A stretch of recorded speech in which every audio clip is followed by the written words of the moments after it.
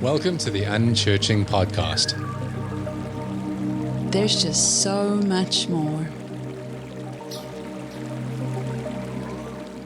Hi, welcome back to the podcast. I'm so excited about today.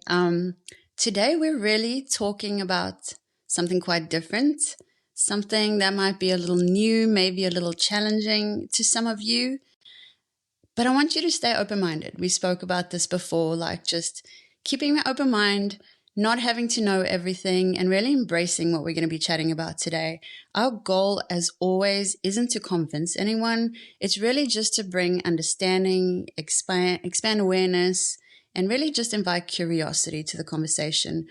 We're also not here to compare or compete with faith traditions, but really to explore how ancient and modern healing paths can reconnect us to spirit, to our bodies, to love, to remembrance, to this path we're on, just to this epic soul journey of life. And so, shamanic healing, that's all I'm going to say. Wow, that's a beautiful intro, babe. I actually want to hear this episode. Well, that's I'm looking forward to listening to it. I'm glad you are. Yeah, I'm also stoked. Before we give him a chance to say hello, this is a close friend of ours. We call him friend, brother, leader of the pack in a way, and the pack not being of this earth. So you will get into that, just to give you a slight preface for that. But he's also a decorated veteran with a Purple Heart who transitioned from being a soldier to being a shaman. Sounds strange to some, but it's amazing how it ties his life together in terms of wanting to end suffering. And it's amazing how we do have these breadcrumbs in our lives of wanting to help others or wanting to be of service. And these things often come around in sometimes the strangest ways, particularly through awakening, but the most encouraging and powerful and freeing ways. And so I just want to really upfront emphasize his courage in this, not just in service, but in the vulnerability that he's taken in the approach that he has towards what he does now. It is not easy, I don't think, to often walk this road with this kind of vulnerability and bravery and step into things that are often seen as very weird and strange to the outside eye. And we won't get into too many videos that we've taken of him doing weird and strange things, but I can tell you that it's all been covered in such love. He's someone who's walked through trauma, through PTSD, through deep transformation, and now he helps others heal consciousness, energy, and ancient wisdom. And so we'll be exploring that, as Rachelle said, the shamanic healing, which I've had my own experiences with, as I've always sort of said that he has worked on me. But what I've come to realize is that we have worked together. And I may have been the one who has needed the physical healing, but he's often shared how much he's learned through those processes. And this is just the beauty of all of this. Even in a podcast episode like today, you are part of it. By listening, you are sharing your energy towards this, and we trust that that opens up good energy in your life and good flow in your life, and vice versa. We are learning from you listening and having to prepare this for you and such. And so there's a lot in here, even about how this might relate to Jesus and the mystics and how we can reconnect with our own spirit and intuition. And so this is, like Rachelle said, not about leaving religion. It's about remembering that healing belongs to everybody. Yeah. And that might come through different forms that you are not used to and you are not taught through the paradigms that you understood before. And so curiosity is the bridge between fear and freedom. Yeah, so I encourage you, be brave today. Be free today. Do not fear today. Welcome. I'm going to say Robert Hudson. We never call him Robert. We'll call him Hudson or bro or buddy or brother. But welcome, man. Thank you so much for joining us today. I'm looking forward to this. Yeah, thank you very much, both of you, for your introductions and your kind words, and for trusting me, for the relationship that we've been able to cultivate. You've both been very brave. Yeah, I'm really excited about today. Very excited. This is going to be so fun. I had so many names in mind to also add to the list of what we call Hudson, but I refrained. That's why we Hudson. didn't let you. That's why we didn't let you. Yeah, Hey, I protected him. Cool. Oh man, I think to get us started with this, let's speak about like what first opened the door for you from trauma recovery to like the practices you have now. Yeah, I mean, for me, that door wasn't really opened gently. It was the last door left standing after I had tried to literally kick every other door down. Mm. Um, I come back from combat in Iraq, and the war didn't stop really after I got home, and it just moved inside my mind and my body. And I was living in this state of constant hypervigilance. I was always on, basically, and trying to numb that visceral terror, as I call it, with Jameson and pills. My religion at the time was brute force. The program that I trusted was the one military taught me, which is put your armor on, push through, perform. And that program was actually killing me, ironically. Kind of led me into a spiraling descent, if you will, until I hit a point of it was absolute depletion. That was my unchurching. It was the moment I realized every program I had, every external structure I had built, even the structures I was following that the system created, the Department of Veterans Affairs, mental health treatment, pills, all these structures they failed. And I was broken.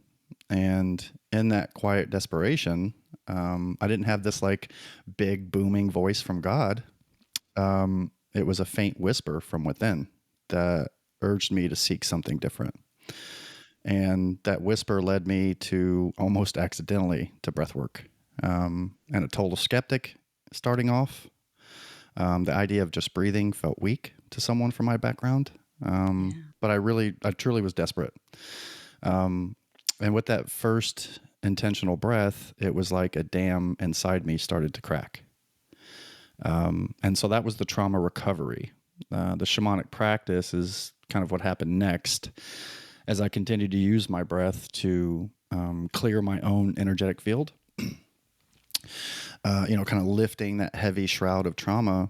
I began, my channel began to open, as it were, and I will get into the details of that later. But, I started to connect with God, with Source, with my guides, and my path was kind of revealed to me as it unraveled. And so the shamanic path wasn't something I sought out. In fact, if you'd said that to me 5 years ago, I'd probably make fun of you. It was the path that was revealed to me once I finally surrendered the programs of numbing and brute force and all those things we just talked about, and learned to listen to the innate wisdom of my own body. Wow, that's incredible. Yes, the more I hear stories, the more you realize like so many people come to this awakening through the pain. That is how the door opens. And, so often we push the pain away and we don't embrace it in the way that you did. But, you just get to breaking point where you really got to make this decision to like, okay, no more. I need to try something different. And it's amazing because trauma is really an initiation at the end of the day, like how that breakdown precedes the breakthrough. And I think for you, Clint, and I sitting on this call, that's actually what has happened for all of us. And so it's really incredible to see. Yeah, it's crazy. And I'm sure many people listening as well have the same thing. You might even be in the thick of it right now where you're awakening, you started this journey, and then you're faced with dealing with trauma. And you're like, well, this is supposed to be a new life. This is supposed to be fresh. I'm supposed to feel free. And now I'm having to face all this trauma, and you deal with one trauma, you have to face another one, and there's another one, all this unraveling that has to happen so that you can see the cracks, as you so eloquently put it. Like you need the dam to break so that all of that stuff can be dealt with, can come out of you, because it's energy that's holding you back. There's energy attached to all of that trauma. And so it has to come out. And I think the encouragement is just that for those who are listening, if you're going through the darkness, if you've been through the darkness, this is just a reminder that healing can come from the places that we thought were destroyed. We thought were so dark, but actually it's that crack of light that shines through. I love that you mentioned a whisper. It's actually so biblical. Like it's the Bible says it's not a booming voice, it's a whisper. It says it a few times, and that metaphor is something that we would do well to follow, like follow those whispers. And what happens is we hear the whisper, and then the scream is usually the programming saying, no, don't do that. But you should listen to the whisper. And so just realize that the pain that you've had in the past, or the pain you're going through right now, is not punishment. It could actually be the portal that you're looking for to go through to the next stage. And sometimes awakening just begins when survival ends, in a way, you know? So Yeah, 100%. you mentioned shamanism, and you mentioned, like, you know, you'll get to that, and that you never thought that you were going to do that. It is interesting because it's not something, when I was a Christian, it's not something I ever considered as something that would fit on my grid ever. No. It was just like some guy with a beard or some strange lady An with outfit. feathers. Yeah, An outfit, that lives. a Oh, shirt you do have a fit. beard. That's probably the worst example, but you know, a Gandalf beard that lives in the mountains and mixes herbs. What are some of the common misconceptions that people have about shamanic work? Yeah, I mean, I think the biggest misconception, especially for like a church formed mind, right, that even came from within my own family, was that this work is dark, demonic, or like of the devil. You know, and I understand it, obviously, because that fear is programmed into you. You're taught that essentially to fear anything that's not sanctioned by the institution, essentially.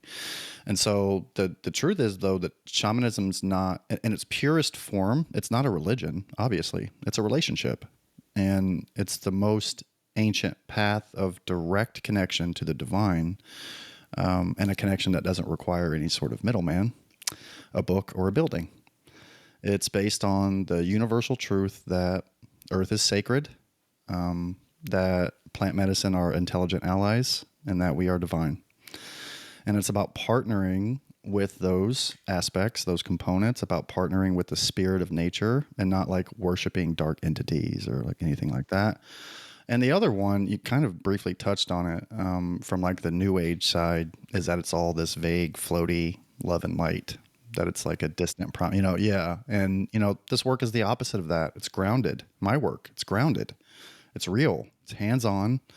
It's not floaty. It's not all love and light, as you both know. Yeah. So it's really not at just all. about, it's challenging. Yeah. It's very, to your point, it's about having the courage to go into that crucible of suffering, the trauma that's stored in your body, face it and release it. If you're willing to have that level of courage, this is not something that's reserved for the special or the unique in any way, you know. And so the misconception is that the shaman gives you something. The truth of my practice is that I'm a facilitator of remembrance. I'm not actually giving you any power. I'm holding a space for you to dismantle those walls, and the plant medicine helps with that. But to remember that the divine power that's always been inside of you. So it's definitely not a religion, and it's more of a relationship. Yeah, that's incredible. I can attest to it as well, because I mean, that was my first experience with you. And that's exactly what you did. There was no fear in it. There was no darkness in it. And all you literally did by interacting with me was remind me of the divine within me. And that's what I saw. And literally from that day forward, it's what I became, and stepped into everything I thought I was supposed to be before, but couldn't step into because of the confines of the church and religion. And, you know, the position you hold as a woman in that environment. And so there was something in me that you literally did unlock, and I can attest to it. There was definitely nothing dark about that. It was only really empowering. Yeah, absolutely. And loaded with love. So much. Like just loaded with love. And Yeah. I just, you know, there might be language in this that you don't understand, and that you're used to different kinds of language as your spiritually safe language. Language is just language. It's the experience that changes things for you.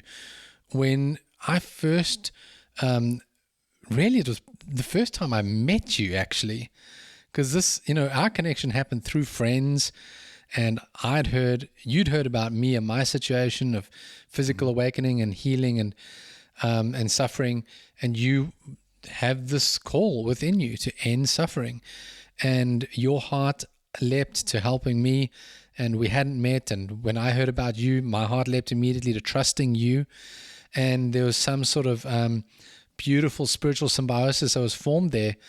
But in reality, I had to be very open to you working on me the first time. This was very off my grid, and I think I was just at a point of suffering enough that I was open to anything. And that's kind of what my awakening journey has been like. I've had to suffer enough to break down paradigms in a way. Some do it mentally, some do it physically. Spoken about that before, but I learned in that first session with you that some of the things that I had language before that had been attached to darkness or dark language were not so when I was exposed to them. You channeling entities that felt ancient, felt powerful, felt that they had authority to heal, to work, to do, always felt loving. Like more love than I had felt in a lot of my church life, to be absolutely frank and to be absolutely honest. And what I realized in that moment is that this shamanic practice wasn't replacing God in any way. I think a lot of people get that wrong. It's not replacing God. It's like you said, about remembering that spirit has never been confined to one culture or one book or one understanding. And then as well, that shamanism isn't about magic. It's not like some voodoo situation. It's about remembering that original connection and that you just can't separate creation from the creator. You're safe to do these things. You're safe to try these things. And they're actually part of who you actually are made to be in this spiritual space of connection. Yeah, 100%. Yeah, and saying that, I think like a good place to transition into is because a lot of people's grid is pastor or therapist. So how would you, if someone had to ask you, how does shaman differ from a healer, pastor, or therapist? Like, or are those roles more similar than we actually think? Where's your understanding in all of that?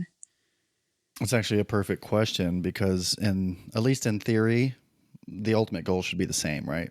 Guiding someone toward the elimination of suffering, regardless of which of those titles you attach yourself to. But I think the method, So you would think, you would think, but I think the method and the source of authority are completely different. And so we'll start with the pastor, right? Because that's the program this audience probably knows best. A pastor is a guide for an institution. They operate from an external sacred text, obviously, and a received doctrine. But that's what they operate from. And they're kind of here to teach you what to believe. And in that model, to be your intercessor to the divine. So my role as a facilitator is actually the exact opposite. I don't have doctrine. My authority doesn't come from a book. It comes from the crucible of my own suffering and the ancient technology of my direct connection to spirit. And so I'm not here to teach you my beliefs. I'm just simply here to be a conduit, right? To help you clear away what shamans call imprints, and the imprints of suffering that are in your energetic field, so you can remember your own direct divine connection. So I'm just the one who holds the space for your unveiling. Amazing. A therapist does critical work with the mind, and that's actually where my journey started, because I started there first. And so they help you analyze and process the story of your trauma, which is, listen, it was vital work for me, and it can be for a lot, but as a combat veteran, I can tell you, you can't always talk your way out of trauma that's trapped in your body. In fact, most of the time you can't. And so and you can't drug your way out of it either. You've had that experience as well. Yeah. And so that war continued within my cells and within my energetic field. And so my work as a facilitator, a shamanic facilitator, bypasses your analytical mind. And so through that breath work and through the work that I do, we unwind that tension at the somatic level, in the energetic field, or even within the body. We unwind that tension, right? And so as a healer, I don't like to use that word, but people think that a healer is someone who gives you their good energy, right? That's not really it. I'm just a facilitator of remembrance, right? I don't actually fix you. I'm a channel and a conduit, and I work with spirit family to remove imprints, suffering that isn't yours, to help dismantle those walls, but really just to hold that sacred container for you to remember the wholeness that was always there. Yeah, I'm going to be controversial right now and say that pretty much sounds exactly like what Jesus did, honestly. Yeah. Like, to me, that's like, oh, I've heard of this before, but it also sounds like all of these roles, like, out of all of those roles, I think the heart of it and what you're speaking about in helping people is really the remembrance of the wholeness that we carry and our own connection to the divine, And so, yeah, that is amazing. I love that. The conduit, I love it. I want to just pick up on something you said there about imprints. And if you could just speak a little bit about that and what that is and how it holds us back. For me, my language that I've been learning through my journey has been trauma stored in fascia, which needs to be released. And I think it's also important that people understand that different practices of this remembrance do have slightly different words and slightly different languages. And you'll figure that out as you go along the way. But this sounds similar to what I'm talking about. Is that a fair assessment? Yeah, it is. And it's even with practitioners that you guys know within our circle, right? We're all talking about some of the same stuff. We're just using different terminology, right? And so what shamans believe is, and where I work is that we have this thing called, we're light and sound beings at the end of the day. We're a frequency and we're light. In fact, at the moment of conception, a flash of light happens. Whenever someone first gets pregnant, there's a flash of light. They've witnessed it under a microscope or under observation. So we're just sound and light beings. And so what shamans believe and work within is what's called your luminous energy field. That's your field. And it goes, above your head, 12 inches or so below you into the ground, and goes out. And it's measurable. And there's layers to this field. There's 4 layers of the luminous energy field, and different types of trauma, different types of suffering gets stored on different layers. And so if you have physical trauma or physical suffering, that gets stored on the physical layer. There's the mind layer, the soul layer, the God layer. There's all these different layers. And some trauma, like, for instance, if someone's experienced some horrific car wreck or combat or something, you can obviously have trauma stored on all 4 layers. Mm-hmm. You can have something that's so traumatic that it impacts you at every level, and not just physically or not just emotionally or things like that. And so that's what imprints are. And when I say imprints, I mean, if you could say stored stuck energy, you could say soul fragments, you could say, but shamans call them imprints. Imprints in your luminous energy field. And so when I channel and I do my work, that's the field I work in. I can hear, see, and feel and manipulate those imprints. And sometimes it's like excavating, where it takes a few times, Clint.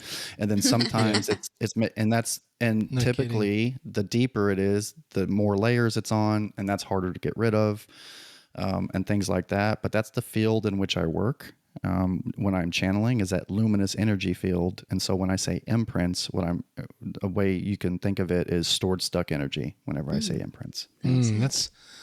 That's amazing. Let's stick on that a little bit. Let's just go a little bit more on healing trauma and energy work, because it is such a big thing for people. And it's definitely transcending, I'm sure a lot of people listening is transcending the idea of the man with the long beard in the cave, who's just like shooting in the dark with like this herb or that herb or this smoke signal or whatever, and the stuff you see in Disney movies, and this is very detailed. This is very structured, actually, that there is this grid, this pattern to it. In a sense, there's almost a geometry around it. So how does shamanic healing address trauma or PTSD differently from some of the traditional things like therapy or prayer? Because I never really felt, I must be honest, I never really felt a release of trauma or release of burden per se in prayer. Yeah. I always felt like I was begging or asking or nagging, and it was on me not doing enough to do that. Yet here it does feel like there is stuff for me to do, but there's also this understanding that you have of what you do. Yeah, and so this is a key difference, right? And I think that's one that you might understand, obviously, especially or anyone who's felt stuck, right? Maybe you've been in traditional therapy for years. I was. You can talk about your story, you understand why you're hurt, you understand your triggers, but you still feel that charge in your body, right? You still have that hypervigilance, that war going on in your cells and your mind and body, even though your intellect, your mind understands it, right? Or maybe coming from a church background, you've prayed, You've asked an external God to please take this pain away, right? But you still feel weighed down by it, which just adds another layer of guilt for feeling like your prayers aren't working. Maybe you're not a good enough Christian, or, Exactly. we can do that to ourselves. And so here's the shamanic understanding is your prayer was working with an external spirit, right? Your therapy was working with your mind. This work, the work that I do, addresses the energy, the energetic portion of your suffering, which is what's stored in that luminous energy field that we talked about. So that field is your energetic blueprint, right? It's the software that runs the hardware of your physical body, and it has layers. Trauma doesn't get created in one place, so trauma doesn't live in one place. So in the physical body, which is that first layer, this is where you feel it. It's the imprint on your cellular memory, the hypervigilance, the tension, the illness. Then we have the next layer, which is the mental and emotional layer. This is where all your stories live, the cage, if you will. This is the I'm not worthy, I'm unsafe, I'm broken. This is actually the layer that therapy tries to rewrite, is that mental and emotional layer. But deeper than that, it's the soul layer. And this is where the original imprints of suffering are. So my foundational wound of abandonment was imprint here. Mm-hmm. And for you, it might be a program of unworthiness you inherited from the church. Or these imprints are like smudges almost. If you looked at a blueprint, they would be smudges on a blueprint. And they just keep organizing your reality to create the same pain over and over. And then there's that last layer, which is the spirit layer. That's the pure divine essence, which is always whole. And so the key here is therapy and prayer often just stay at that mental and emotional layer that we talked about. They try to change the story, but they don't remove the heavy, dense imprint or stored stuck energy or trauma from the soul layer or the physical body. And that's why you feel stuck. So how my work is different from that is we use your breath, this ancient technology, to bypass your thinking mind. And we go directly into the physical body to release that cellular memory. And as if I'm your facilitator, I work with my spirit family at the energetic level to go into that luminous field, remove that original dense imprint from the soul layer. So we're not just talking about the cage that most of us find ourselves in. We're actually dismantling its energetic blueprint. Yeah, that's incredible. That is so well explained, man. That is... I mean, you can't really excellent. You can't question that, because that it makes so much sense, because I feel like the church always reflects on or spiritualizes the pain, but avoids so much of everything that goes with that, like the body, even just the body, and I think I've read about this actually this morning. I read about it a bit, like staying in that frame of guilt, living under like what you're carrying too, just adds another layer and burden upon you that I don't see how, when you're just praying for someone without the understanding of what Hudson's just explained. I mean, this is why we're not getting through to like the essence of what it is. And so to me, it makes so much sense. And I think we've just prayed for healing so much, but we've never actually learned how to feel or to become aware of what's actually going on when you're praying for someone. I think that's absolutely true. And I've come to learn more and more the problem of disembodiment through the church and through those beliefs, in that you are told to overlook how you feel. You are told to overlook the results in your body and just faith it. And then you only can lean back on the fact that I did something wrong to not receive this. Whereas this, what you're describing, is a lot more holistic. It's a lot more detailed. And if we remember how detailed our bodies are, then it makes sense that we need detailed unwinding of centuries and centuries and centuries of programming that has happened through generations that you carry in your body, whether you were here or not, which is another topic we should just do by itself on generational stuff, because that's a big one by itself. But I can certainly say that with my own experience of you working on me, I felt energy move for sure. I mean, I felt the difference. I felt you take energy out of me. I felt things being unblocked emotionally and physically. And I've seen the results that's had on the soul realm in my life. And it did a few things for me. Not only did it open up the understanding of that's what you're doing, that's more commonly known as transmutation, but it actually confirmed for me, which is different to the church, that trauma isn't just a story in your mind, that it is an energy that's stored in your body. So often we are just like, oh, you just go to faith. Well, if you're not faithing, it means you're not trusting, or you have some story in your mind that's blocking you or whatever. I mean, healing happens when the body, the spirit, and awareness all reconnect in this space as one. And that speaks to wholeness and your body being whole. I know, even if I think about because we used to pray for a lot of people, right? Like as leaders of church or whatever, we used to pray for people. And I know for me, there was so much pressure on getting the healing or seeing a result that I don't think I was even present when I prayed for people, let alone knowing that there's so many layers involved. Like this is the stuff we should be teaching in in the church, in our prayer meetings when we're having a course on prayer. This is truly, they're just missing out the whole mystical side of it, because do we really want people to get healed? I don't know. And so... Well, why?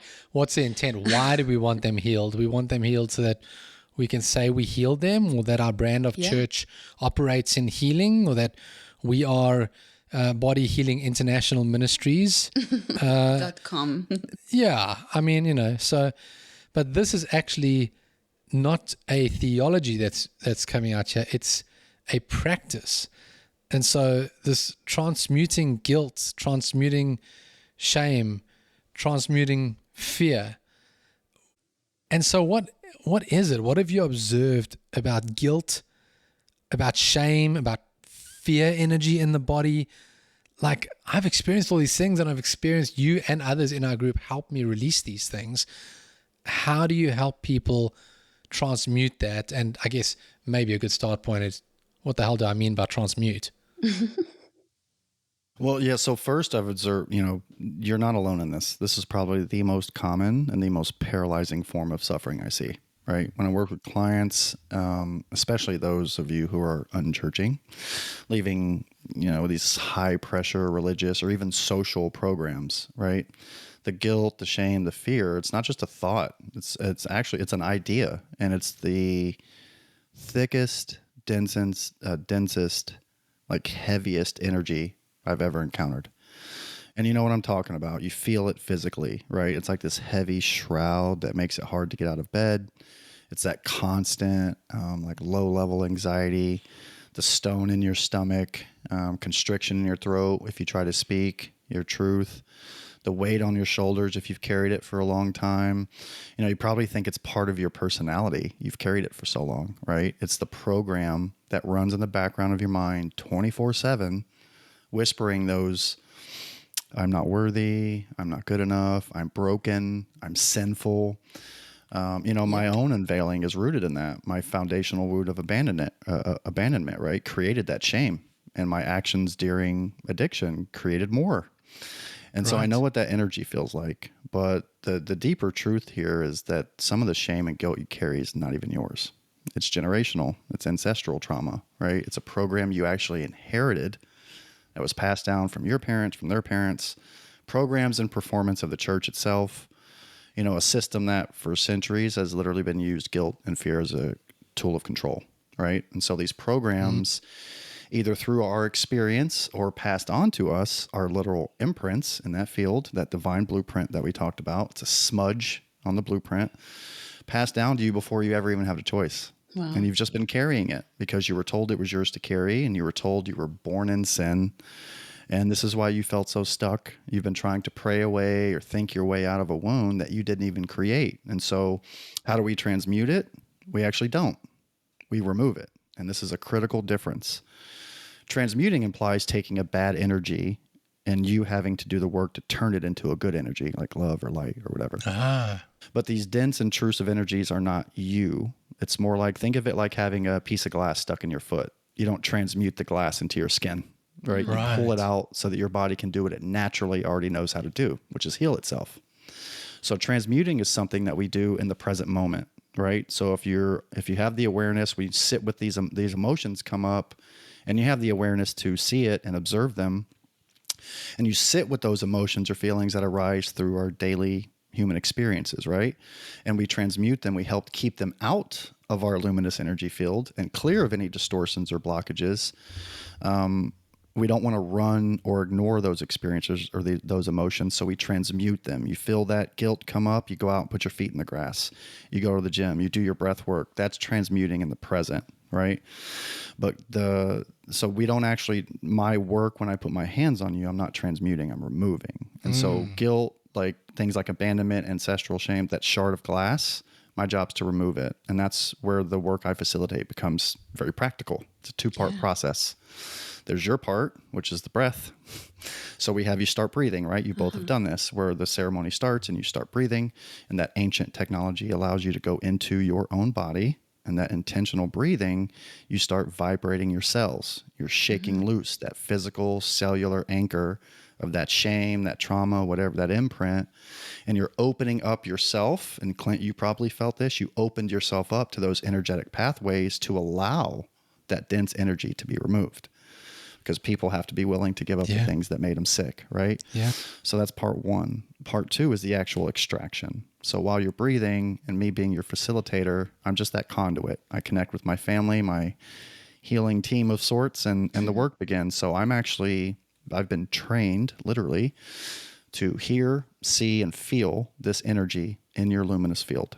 And so I track it, that heavy energy of shame or wherever. I track it to its energetic root, which, for instance, can be the soul layer we talked about. And then I pull it out. I remove that heavy, intrusive generational program, potentially, that isn't even yours. And in that moment, when that imprint of suffering is gone, something profound can happen. You don't just find relief for yourself. You become the one in your lineage who ends the cycle. Oof. And you stop that trauma from being passed on to your children or even projected onto others, your partner, your friends, your mom, whatever. So you're actually not just healing yourself, you're healing your entire ancestral line. Wow. Man, that's so powerful. Wow. Yeah. Jeez, In the that's words cool. of Back to the Future, that's heavy. We needed that. Yeah, So- that's crazy. We just did an episode on guilt, and this actually, I think episode 15 was on guilt, and this actually ties back so well because we spoke about, we obviously always pick up on like the start point of this, like the unlearning of things and like understanding why you carry the things that you carry coming out of religion and coming out of the church. And so this is a great segue to like, once you have the awareness, because I always believe awareness is the first step and it's the key to that, you know, that thing happening within you that you're like, oh, wait, there's so much more, or I need to see. I need to figure out more about this. And so this is amazing because this is the energetic side of meeting that awareness with practical. And this goes so deep, which is, and I mean, I've seen you do the work on others, and I've seen you actually remove things from others. And it's exactly what you're saying it is. It's incredible. Yeah, guilt is just, I don't think people realize how guilt can be a killer. It's a killer. And so many of us carry, particularly in the context of what we're speaking about, spiritual guilt. And it's amazing to think that you can literally dissolve it from the body or have it removed when consciousness meets it. So you've spoken about removing things, removing these energies. Where does that energy go when you remove it? What does that mean? Yeah, actually, a few different places it can be. So there's, depending on what it is, how much of it there is in ceremony, like actively removing it. Sometimes I literally can breathe it out as it's coming out of the body. It travels up my arm into my body, and I actually can breathe it out. But that's only certain kinds, certain amounts, and that's like the easiest form of it to take, is if I can just breathe it out. Every time I've worked on you, I obviously couldn't breathe all of it out. And so when it comes into my body, if I can't breathe it out, I have to hold it.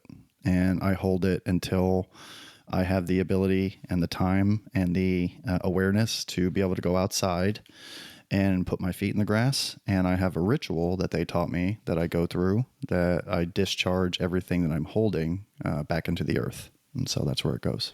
Yeah, I mean, the holding just blew my mind. I mean, the first time you worked with me, I didn't see a lot because I had blindfolds on because it helps you just dial in and stay in that space. But when I did, I think it was get up to go to the bathroom at some point or something, or be carried to the bathroom, I could see you holding that pain, and it correlated with what I felt you pull out of me. You pulled out at that point 5 months of intense pain that I'd had, sleepless nights, extreme attacks on my fascia, on my nervous system, a lot of pain. And I could see you holding those 5 months of pain in that body. And I felt extreme empathy for you because I know what it was like to hold that for 5 months, never mind hold it in that moment. And you literally did. You had to be helped outside to go and discharge it. And the reason I bring this up is because we're not playing games. No. People think this is just some nice title. Oh, a shaman. Oh, that's nice. Let me put it on my Instagram profile. Listen, there is a lot of responsibility. If there's anything that blew me away that first day of you working on me was the extreme, I still said it to you, the extreme commitment that you've had to carry to take this responsibility on. It's nice to have a slogan of like, let's end suffering. Yeah, dude, that's got to go somewhere. Somebody's got to carry that and get rid of it and learn the practices and be disciplined and then carry the physical pain and weight in their body. This is why it's important when we speak about a topic like this, not to just run out and search the internet and find your nearest shaman in your neighborhood. You need to find people you trust. People that are taking this seriously, people who are not just building a culture, but actually committing their lives to doing this work because they believe there's a much deeper sense behind their meaning for being here. Hudson's one of those, and I just appreciate it so much, man. It's hard, like you say, it's hard to explain some of these things to people, but we can only hope that we break down some of the division between what is real here and what can actually occur.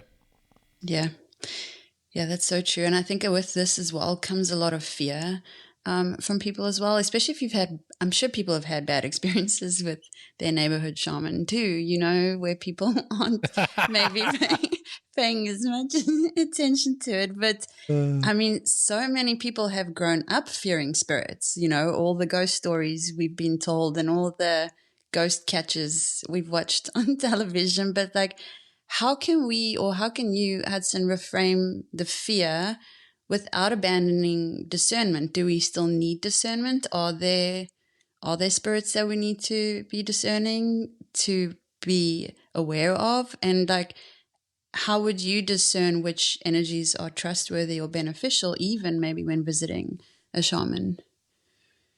Yeah, that's a wonderful question. First, I want to just, for those listening, if you felt a knot in your stomach when she said the word spirit, or if it happened when Clint said channeling, you felt like a jolt of fear or uneasy or a knot in your stomach, like, listen, it's 100% valid. And I want to honor that because me not that long ago would have reacted the exact same way to these same words. But I also want to invite you to ask, is that fear truly yours? Or is it a program, a story that you were given by someone else?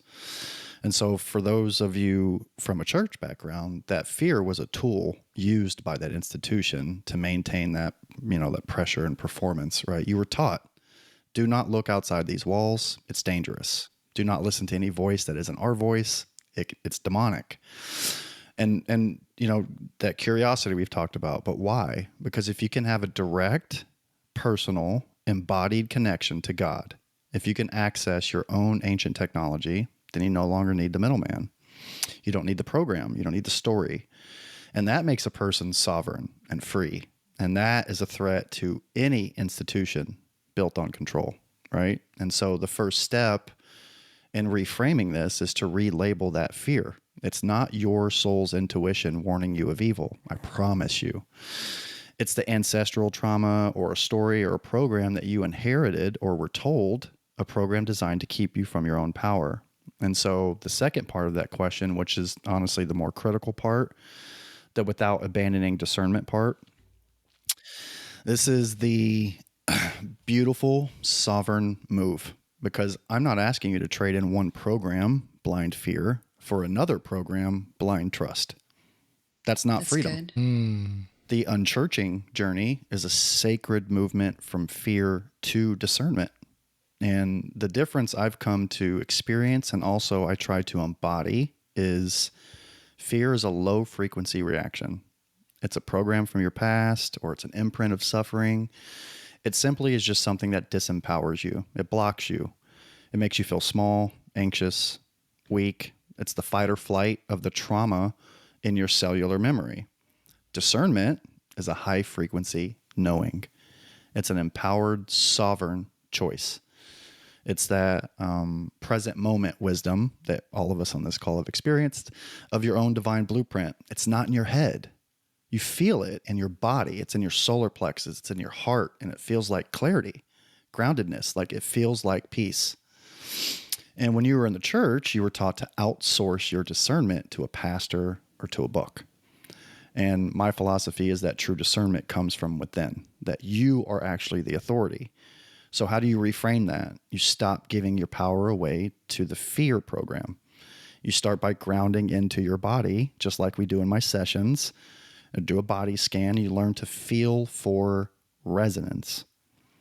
And so true, beneficial, divine energy will always resonate with love. Always.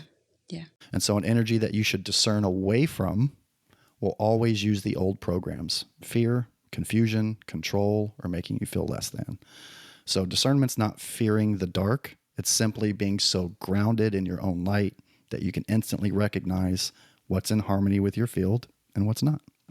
That's incredible, because you've reframed. Wow. It is incredible. You've reframed discernment for me, because the movement we came from, we were allowed to explore things, right? And there was more freedom in what we did in the evangelical movement, but discernment was always used for something negative. So what it actually was, it was putting a word to encourage our fear responses, which I now understand, because I would always, when I discerned something, it was when something didn't feel good or didn't feel right.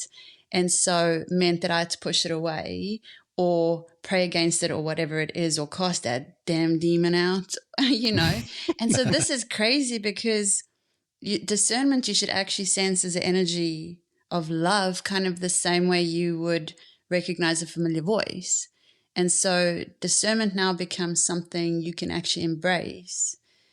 And now it really gives it a great definition away from fear for me. And it's very much more clear. And yeah, that is awesome. I dig that. Yeah, it's really good, really great. While we're unpacking old programs, let's look at it this way as well. If we look at wisdom, say, shamanic wisdom, Jesus' wisdom, what parallels do we see between ancient shamanic wisdom and the teachings of Jesus, or the mystics even? Like, what would you say to someone who still loves Jesus? And it's funny, because we've said we didn't know what to do with Jesus for a long time. Now we're back in love with Jesus because we understand him as a conscious being, not through the lens we were taught. Yeah. But what would you say to someone who still loves Jesus but feels drawn to shamanic or indigenous healing work? And when I say loves Jesus, loves them in, I guess, the old paradigm, Yeah, and that's the beautiful part of this. Like, I love Jesus still, right? It's the beautiful part of the Unchurching journey, is when you get to move past the programs, the pressure, the performance of the institution, and you actually get to discover the mystic part. This is the fun part. It is so And fun. so the parallels aren't like just similar. In my experience, they're actually identical. The core teachings of the mystics and of Jesus himself are essentially the same shamanic wisdom. So think about it. Like, what did Jesus actually do? He was a shamanic healer. He wasn't a pastor in a building. He was a healer. He didn't just preach. He performed real hands-on transformation. He laid his hands on people, the sacred touch, and removed the imprints of suffering that we've already talked about. He taught embodiment, not dogma. So the institution that gave you the programs and the pressure, but what did Jesus the mystic teach? He said the kingdom of heaven is within you. That is the core shamanic belief. It's the definition of embodiment of the divine. So he wasn't pointing to an external God in the sky. He was a facilitator of remembrance. He was trying to get you to remember the divine blueprint inside of you.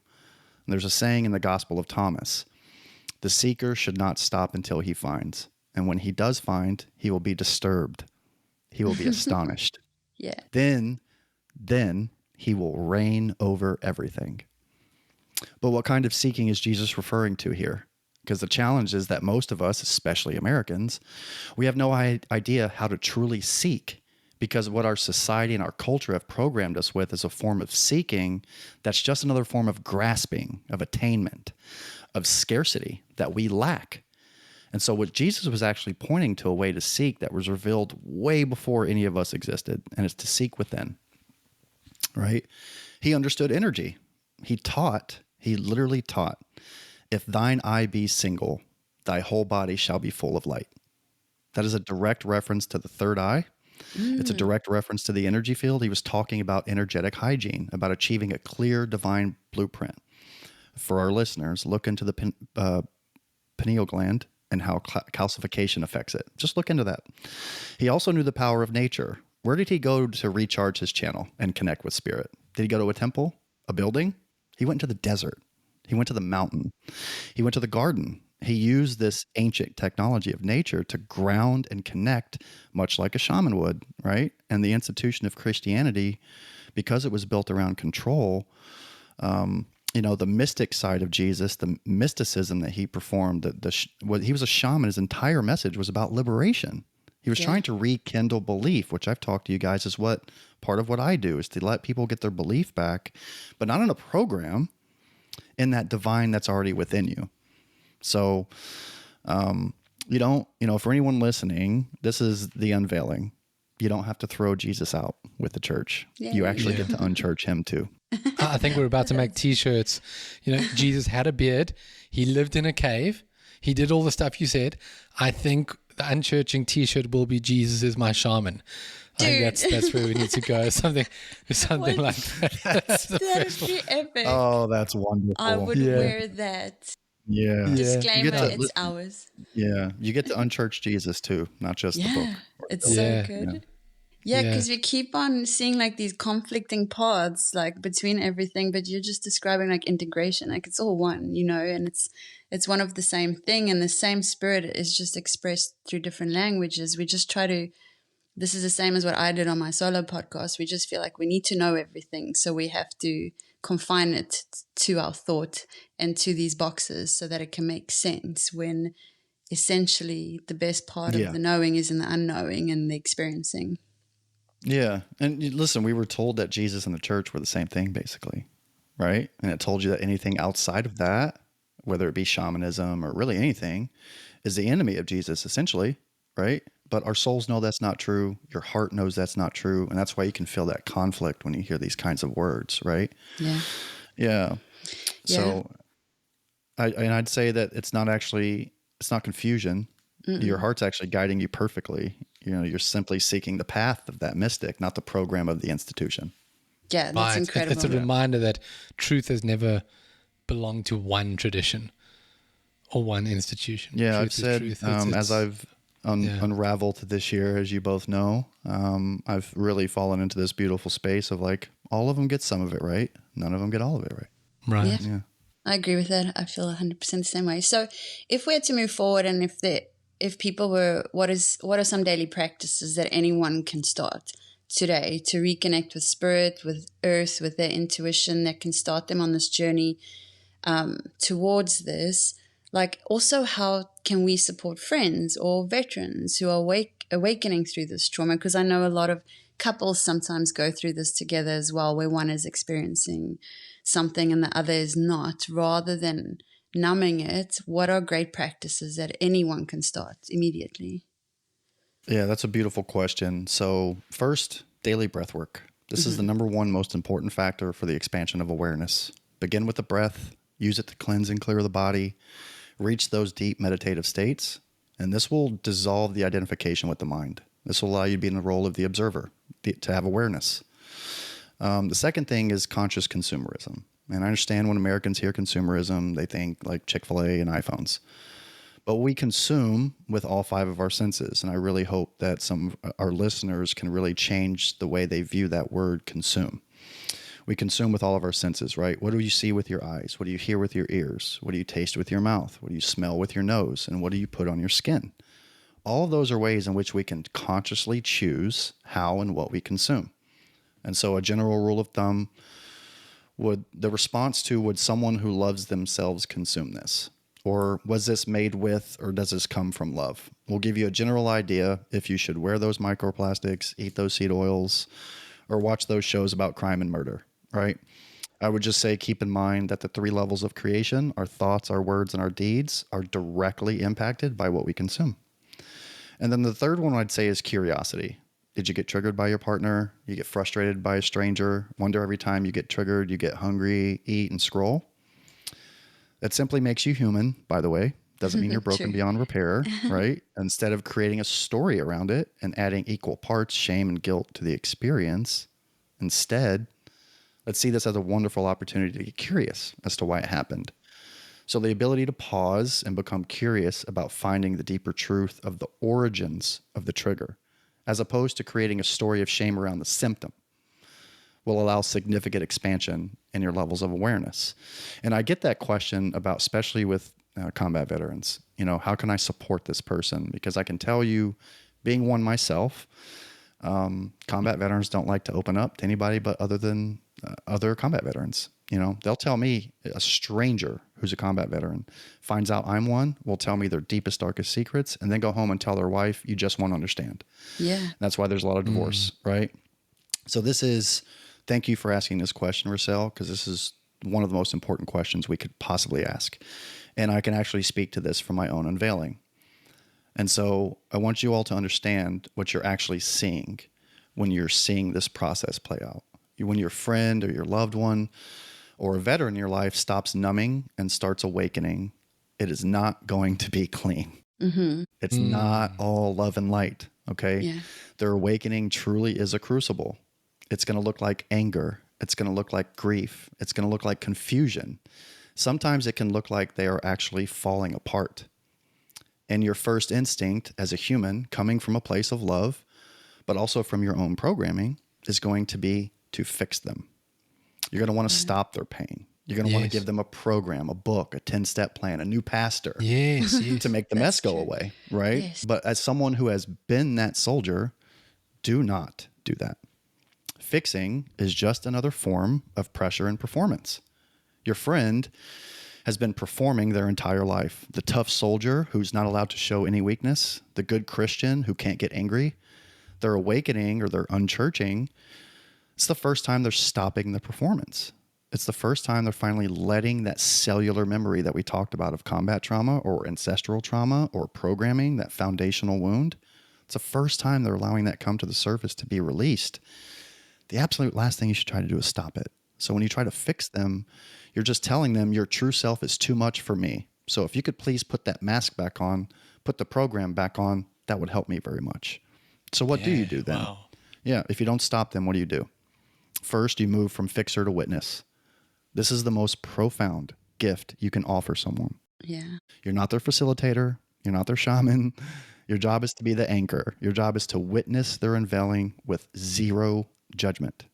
So when they say something that might sound crazy to your program, like, I'm so angry and it doesn't even feel like my anger. I think it's my grandfather's. The fixer will say, that's weird. Are you sure you're okay? That's The so witness says, wow, tell me more. I'm listening. So when they're in a rage and the fixer says, calm down, the witness actually sits 10 feet away, holds that space, silently saying, or maybe even out loud, I'm not afraid of this. You're safe to feel this, and I'm here. Okay? So that's the witness. Then you become a sacred container. So this is kind of shamanic language for what you can do. You can be their field, their grace field, when they're out in the world. And this means you hold your own divine authority. You do not take on their stuff. It's not yours to carry. Well, that's hard. So you're not a sponge for somebody else's combat trauma. You're not a sponge for somebody else's ancestral trauma.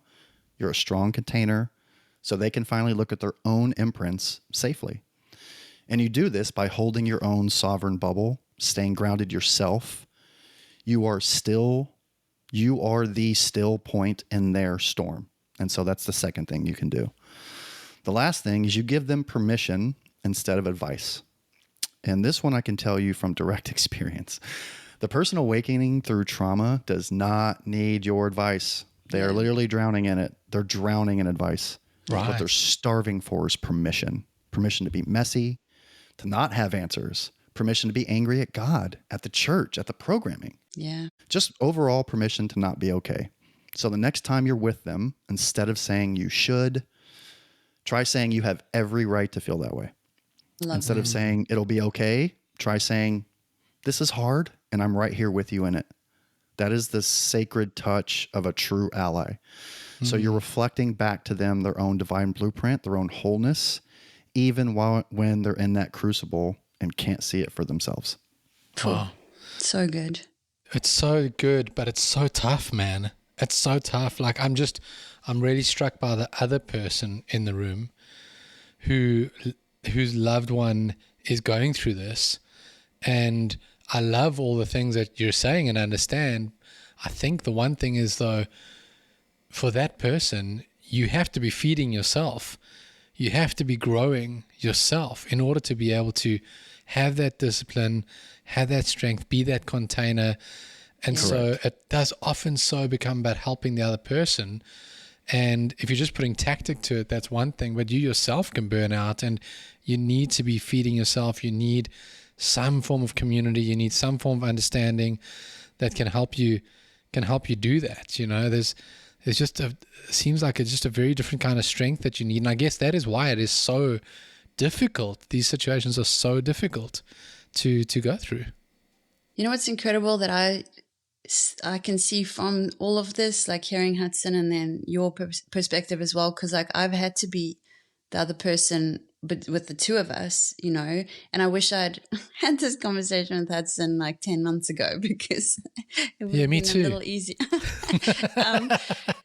But also seeing how intentional, how intentional God is and the universe is to actually help you set up for this, because the universe source knows when people are going to come into these processes of awakening, whatever needs to go through. And if I see how intentional it was with us, because I came into it, I had my experience, I was kind of given strength, understanding, and a community in order to be able to support you through what you had to go through. I mean, we couldn't have planned it that way, you know.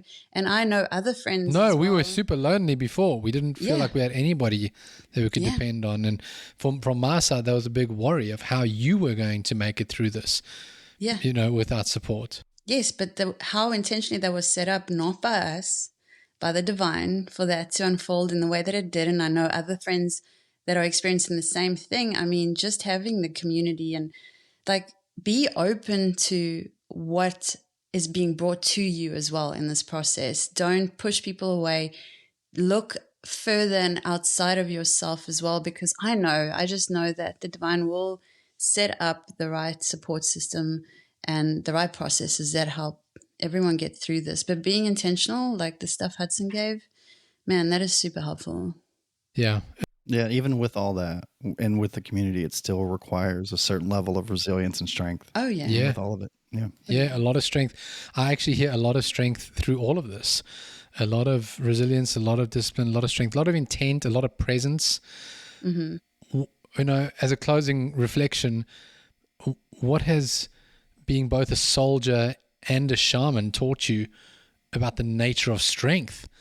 And I guess it'd be good to sort of wrap up in a sense with what you wish people understood about healing, service, and consciousness as a whole. Yeah, so I'll break that up into two answers. That's good, because I threw about 5 questions at you. Yeah, no, it's all good. But that's you really that's my entire journey, right? From soldier to shaman. And that path has been a complete and total re-education of those words. As a soldier, I was taught that strength was literally a performance. It was an external program, right? It was my armor. It was how much pain could I endure without flinching. My hypervigilance, the brute force of pushing through and kicking down doors and numbing the wounds and locking myself in a true cage to perform the mission, right? And as someone who's lived it, that strength, it's a lie. It's a complete fabrication. It's brittle, and it's built on fear. The fear of being seen as weak, the fear of what's under that armor. And that strength is what led me to my absolute depletion. It's actually what almost killed me. And that's a program or a program that, maybe even some of the listeners probably know well from that pressure and performance of the church, right? The strength of enduring suffering quietly, the strength of performing your goodness while shame and guilt are actually eating you alive at home. Yeah. The strength of armoring up against your own divine nature, right? And so my unveiling was the moment that soldier strength actually shattered everywhere. And through that, I learned what strength is from a divine perspective or a shamanic perspective even. And it's the exact opposite. And it's not external performance. It's internal embodied truth. And it's not about armor. It's actually the courage, the terrifying courage to take the armor off and set it down. And so true strength is not the brute force to numb your trauma. It's the divine authority to feel it. It's the vulnerability to stop, surrender, and go into that cellular memory of pain, the rebirth of faith that I found, and you can find when you stop fighting those foundational wounds and breathe to release them. And so a soldier strength is about control, and a divine strength is about surrender.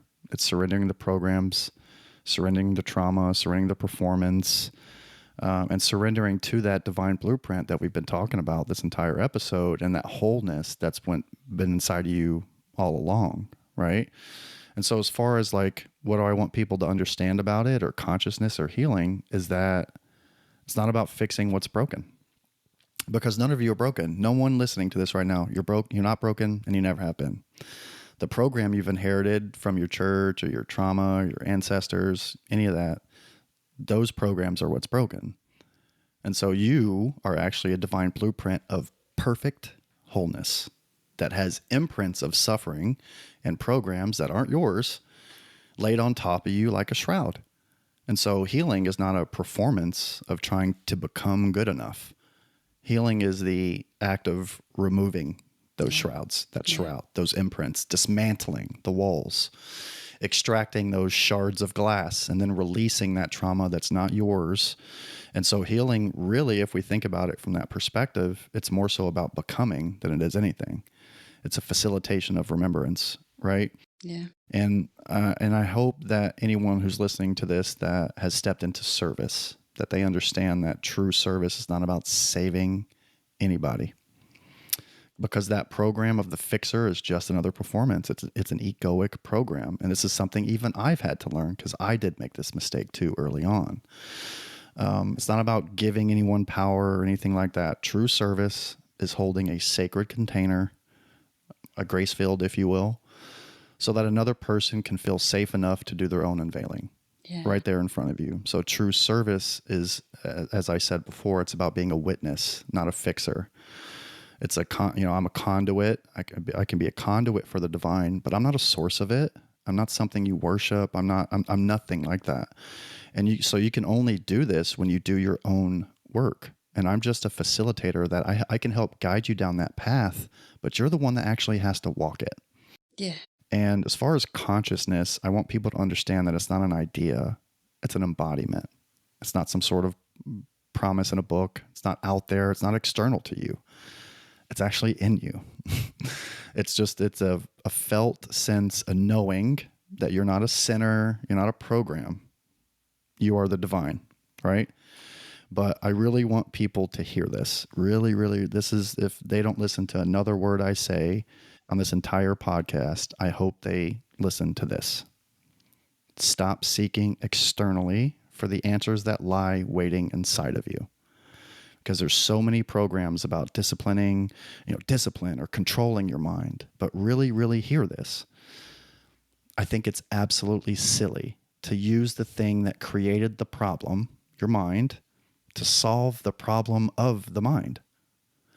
The only way out is to get outside of your mind, to drop beneath the programs and the noise, to get into stillness, presence, and that true embodied awareness. That is how you connect to God. That's how you build a real relationship with God. That's how you actually get to communicate with and hear God. So this unchurching journey that I went on, that hopefully some of the listeners are going on, it can feel like endless choices, right? That it's just the mind spinning in its cage, right? And, shout out to East Forest for this piece of wisdom, but there's not endless choices. It's just one. You have one choice you can make all day, every day, regardless of situation. And that choice is, do you choose love or do you choose something else? And how can we show the most love to ourselves? Not through discipline, through devotion. It's the choice to stop listening to the program and remember this singular truth. You were never broken. You're already whole.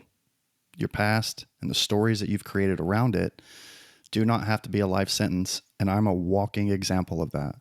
My journey from the crucible of suffering to divine remembrance is not really unique in its essence.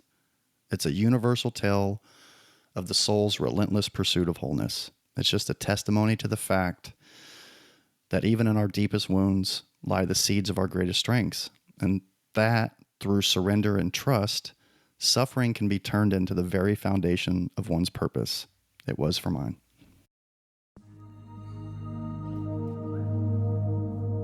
Thanks for listening. We hope you enjoyed this episode. If you found it valuable, please share it with someone who might need it too. Remember, if you have left church or feeling you need someone to process some of these thoughts with, you can book a 15-minute discovery call on our website. You can also discover more of our mentorship programs and how I can help you through the void, bridging from what was to what is. Visit unchurchingpodcast.com and follow us on Instagram @unchurchingpodcast. Till next time. Cheers. Ciao. Goodbye.